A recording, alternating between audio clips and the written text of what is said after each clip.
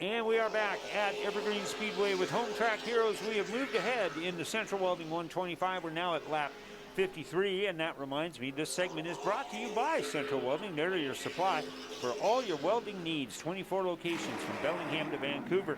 The largest locally owned provider of gases, safety, and welding supplies. Central Welding Supply, a longtime sponsor of Evergreen Speedway, and we're so happy that they are back on board with us for this season. All right, here we are. We're at lap 54 now, 55, I'm sorry. And not much has really happened while we were gone. Jeff Knight and Jesse Jensen have just checked out. Well, but you got Daniel Moore, who's, there's three drivers again, Knight, Moore, and Lang in contention of the championship. And you have two of those three running in the top three positions right now. So Daniel Moore kind of moving that car ahead. Tyson Lang, a high school student, great football player, quarterback of his high school football team, doing a good job hanging back there in sixth, but just still knowing that there's, a bunch of laps to go. Yeah, and even looking at the lap times up on the board, look, Tyson is probably throwing down some of the fastest laps at this point in the race. Here's a working lap number 58. It is still Jeff Knight, followed by Jesse Jensen. Daniel Moore with the move up into third spot, as Tom had mentioned. Donnie Wannett moving back to fourth. Chad Fitzpatrick in the fifth spot, followed by Tyson Lang, Dario Reddick, Greg Bennett, Wyatt Gardner, and Dawson Cox make up your Central Welding 125 field. Look at that. Fitzpatrick taking a look on the inside underneath Donnie Wannett. Donnie washes out a little bit wide, and he will slam the door. Here comes Tyson Lang checking all that out. Daniel Moore cruising along comfortably here as we are at lap number 60. So that means we've got 65 to go, something That's like right. that, huh? That's right. In the Central Welding 125. But Jeff Knight continues to run up front in that number one spot, followed by Jesse Jensen, as we mentioned earlier, in the Andy Soul brand new race car, doing a great job in that second spot, followed by Daniel Moore, Donnie Wannett, and Chad Fitzpatrick. Boy, Chad Fitzpatrick all over that back bumper cover of the number 89 of Wannett, with Tyson Lang working up the outside groove. We'll see how they do coming into turn four. Donnie with a little bit of a wobble that time. Nice job and a nice save there. They almost get together. Man, you couldn't have put a piece of paper between those two as they are side by side. Fitzpatrick down on the inside, washed up a little bit. Donnie moved up. And we are going and the 12 goes around, and Tyson Lang just gets underneath him, as does Dario Reddick. So that will bring out the caution, bunch up the field, and we'll bring it back upstairs. But now we get to restart and see how this is going to go. Well, you're right. It looked like Donnie just stuck it back in there. Maybe didn't like the way Fitzpatrick passed him. I don't know. I didn't see anything there that looked that bad to me, but Donnie kind of stuck a nose in there and give him a little shove, and around goes Fitzpatrick. Fitzpatrick will go to the back and have to start working his way through that field again. Okay, here we are, lap number 64. The first two laps of yellow are going to count, so that will end up moving it up once they get past the scoring sign. As you see, our Speedway Chevrolet yellow trophy car, the Chevrolet Camaro. We've been using that all season long. It gets parked, and here we go. Let's restart this thing. Jeff Knight with a wide start, and look at Daniel Moore as, oh man, holy cow. That was bizarre, Jeff. It looked like the car just all of a sudden went to the right on him. He got into Jesse a little bit. See those two getting together. And what a break is. And Chad Bennett just into the back end of Greg Bennett. That'll pretty much end Bennett's day. Here's another shot as they come out. But boy, I tell you, Jeff just went all the way out. What a mess. Holy cow. He just went off on the 5/8. Probably a good move there. Wyatt Gardner involved in that. Here's another shot.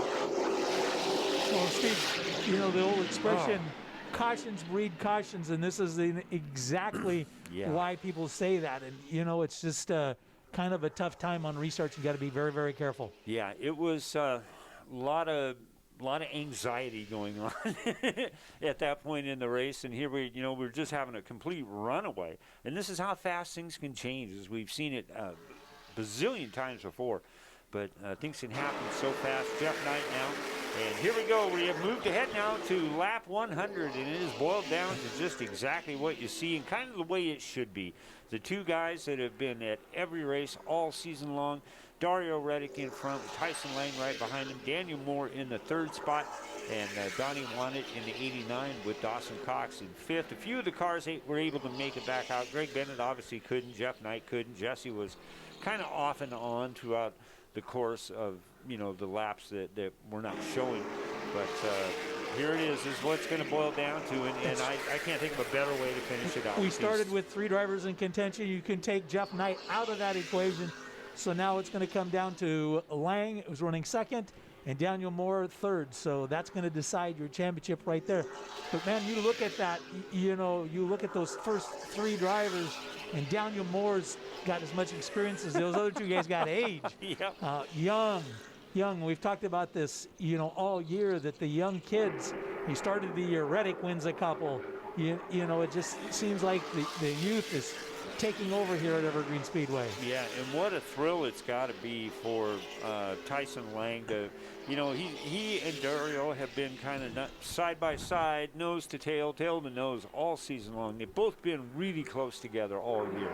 And again, that's kind of the way it should be. These are the future of our sport, and there's one of the past champions of our sport right there. But a great battle between the 2 young bucks of Dario Reddick and the 37, who won the first 2 races of the year. Chad Fitzpatrick comes in and wins the second 2 races in a row, and then I think Daniel Moore broke up that little battle with a win on the 5th night, and it's been just so much fun to see how these guys have progressed. And I think, obviously, that I think Pro Late Model Racing is in pretty good hands, and we're going to see it here in the remaining 18 laps. You're absolutely right. I mean, Reddick, Lang, Dawson Cox, Wyatt Gardner, Chad Fitzpatrick, they're just kids. Yeah. I mean, they are young kids. They don't even shave very often. And it's good to see this kind of youth and the new people coming into late model racing here at Evergreen Speedway. And I know there's some cars that will be out next year when this thing kind of settles down a little bit more. And here we go. He got down on the inside, Tyson Lang, and he just nosed across at the start-finish line. A new leader with Dario Reddick in the 2nd spot, about a half a car length behind him. Look at that top 3.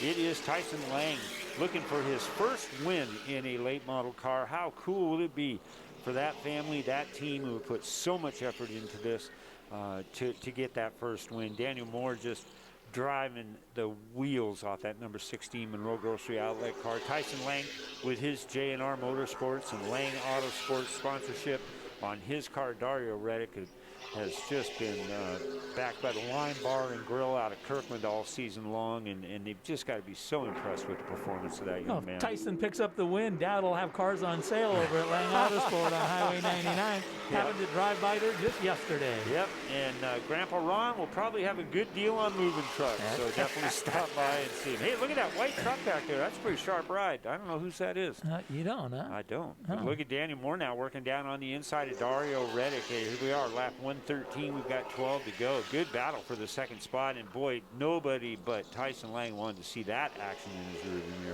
rearview mirror. And you look at that Reddick and Daniel Moore side by side. Reddick has figured this out quickly. He's young man, not a lot of experience, but you don't see a lot of rookie mistakes out of that kid, and he keeps this up, and they get their program will grow a little bit. He'll grow as a driver, mature a little bit. He's going to be tough. When that young man, and I think when we had our North Sound Racing radio show on several years ago, and I think Dario got his first win in a Youth Hornet, I think. In fact, he may have been the very first Youth Hornet winner we had back in the day. He climbs out of that car, and he's got a racing suit on exactly like the one that Greg Biffle used to wear when he drove for Roush and had the 3M on. I thought, this kid is class. We got to get him on. And when he came on, he was just really good. And I'm so proud of what he's accomplished. And Tyson, too. Yep. That family, and I go back many years, that family, and you go back many years, and they just put their heart and soul into this thing. And good to see him having success. Tyson Lang just has been on, not necessarily, he's been so low-key about it, but that's kind of the way the family is. There's a maturity there way beyond his years. Exactly right. And I can guarantee you that Grandpa Ron probably didn't have that kind of maturity at that age when he started out racing, and even when Nema, his father, started out racing. It took Nema a few years to kind of figure that deal out. It did.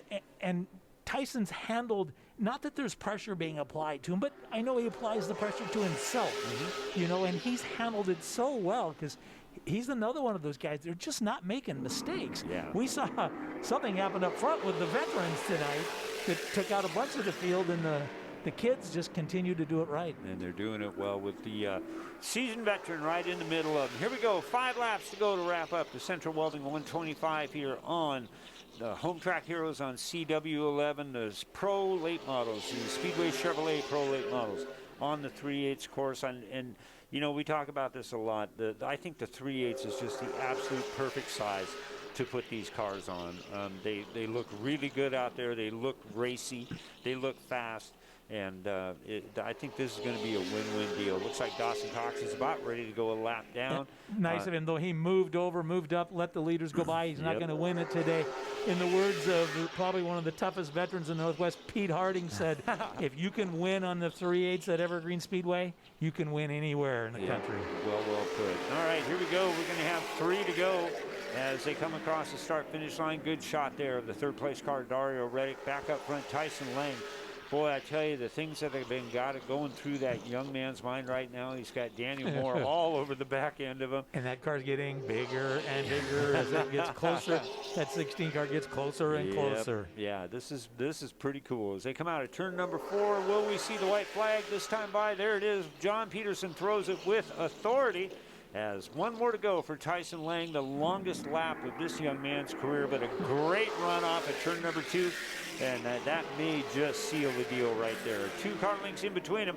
Daniel Moore looking for a way around. Won't find it today. The checkered flag, first win, and the championship. And we'll explain how this is going to work in a few minutes. Goes to Tyson Lang. He is your Evergreen Speedway Pro Late Model Championship.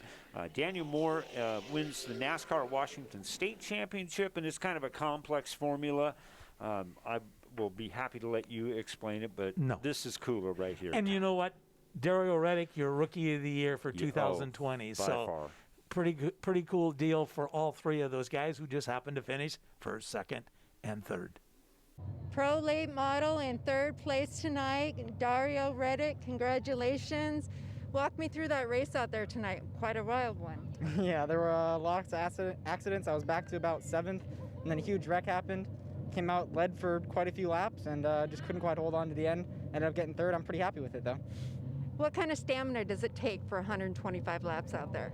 Oh, it takes a lot. It's exponentially more than those 50 or 75 lap races. My neck's burning out there. I'm just trying to stay focused and having fun, I guess. And who do you want to thank for getting you to the track tonight? I want to thank my family, crew, The Lime, Who's, Entre Marketing, Lux Performance, J2 Racing, and Les Schwab Boffel. Couldn't do without them. And my spotter and help with working on the car, Mark Westland. Super helpful. I couldn't do it without all of them. All right, Dario Reddick comes home in 3rd place tonight. Your 2020 Pro Late Model winner for Washington State. Congratulations, Daniel Moore. How about that season? Walk me through it. Yeah, it was a great season for us. We really weren't sure if we were going to race this season, and we missed the first race, which kind of set us back in the track points a little bit. But we were really glad to get the grocery outlet car here every week, and I got to thank my family and everybody who supported me this season to get us to where we were. And you know, it was just one success after another, and we just kept working after it, and got the JT Racing Parts car, you know, on top of the leaderboard. And anybody you want to thank for having such a great season? I just got to thank everybody involved. You know, I can't do this by myself, and I really appreciate everybody's help. Tori did a great job this season spotting for me, and it's just been so exciting, and we're so happy to win our 2nd state championship. All right, it's with great pleasure that I get to hand over to you your championship bottle of champagne. Let it fly, champ.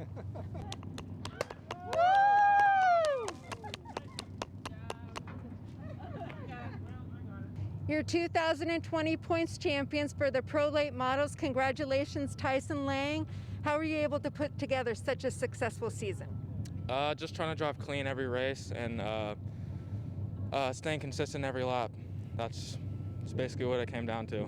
And what other divisions out here helped you prepare for this? I used to race Hornets and Youth Hornets, so that for sure helped a lot with all the cars, trying to get around cars.